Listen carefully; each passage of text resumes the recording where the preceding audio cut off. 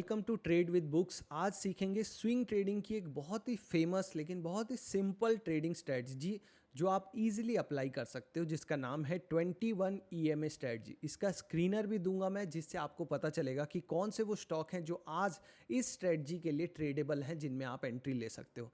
सबसे पहले आप ये डिस्क्लेमर पढ़ लीजिए ताकि आपको पता चले कि मैं एक सेबी रजिस्टर्ड एनालिस्ट नहीं हूं। तो कोई भी इन्वेस्टमेंट करने से पहले आप अपनी अच्छे से रिसर्च कीजिए और उसके बाद ही कोई फाइनेंशियल डिसीजन बनाइए।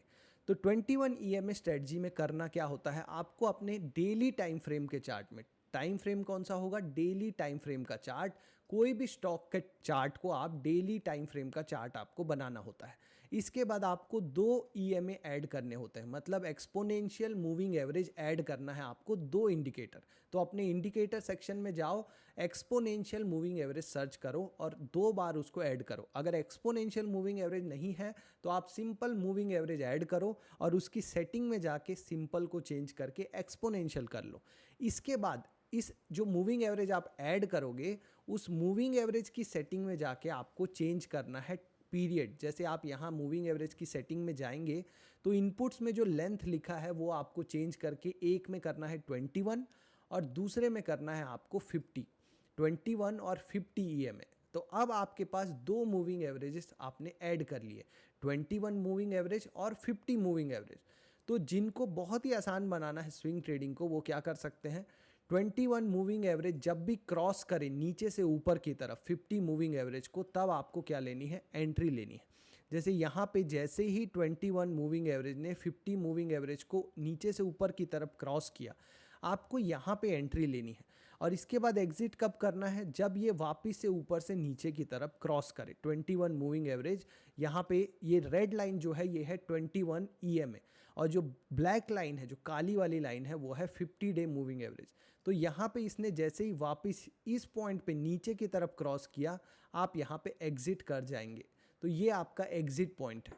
इस तरीके से आप एक बड़ा मूव कैप्चर कर सकते हैं। बीच में आपका इमोशन बीच में नहीं आना चाहिए कि मैं यहाँ पे निकल जाऊँ क्या, क्यों, क्योंकि ट्रेडिंग में सबसे बड़ा दुश्मन क्या है, इमोशन। यहाँ पे देखिए, आप जैसे ही यहाँ निकलेंगे आपको फिर से यहाँ पे एंट्री मिलेगा। 21 मूविंग एवरेज ने वापस से एंट्री दिया तो आपको एंट्री करना पड़ेगा यहाँ पे।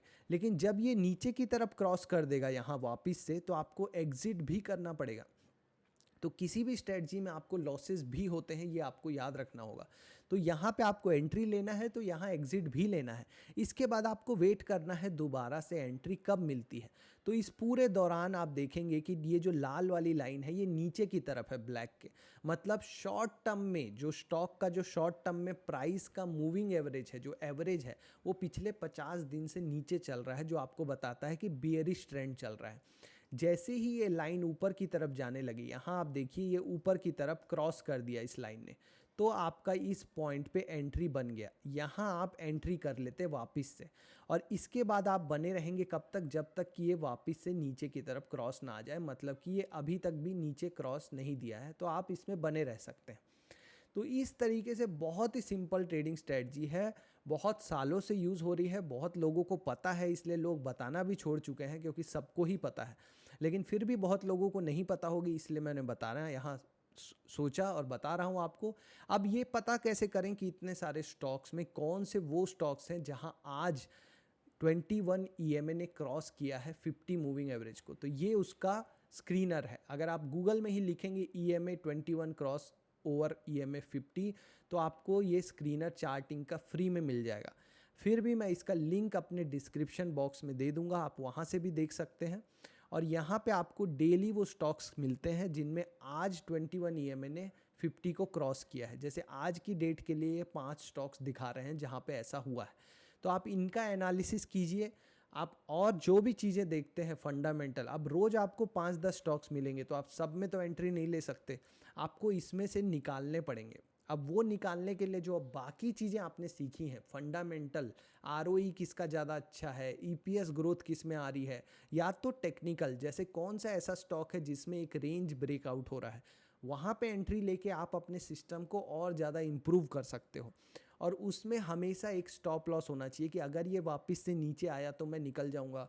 अगर आपको बड़ा स्टॉप लॉस नहीं लेना है तो जैसे आप यहाँ पे अगर एंट्री कर रहे हो, आप इस पॉइंट पे जब एंट्री कर रहे हो कि ये जब क्रॉस किया, तो एटलीस्ट आपको पता होना चाहिए कि आपका स्टॉप लॉस यहाँ इसके नीचे है, स्विंग लो के।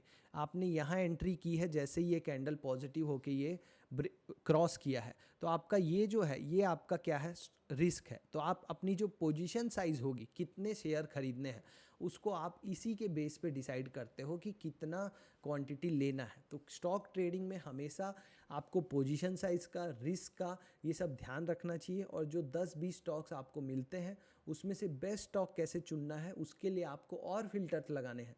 जैसे आपको फंडामेंटल देखना है, टेक्निकल देखना है, इसके बाद जो स्टॉक्स मिले वहाँ पे एंट्री कीजिए पोजीशन साइज संभाल के। ऑल द बेस्ट, मिलेंगे नेक्स्ट वीडियो में।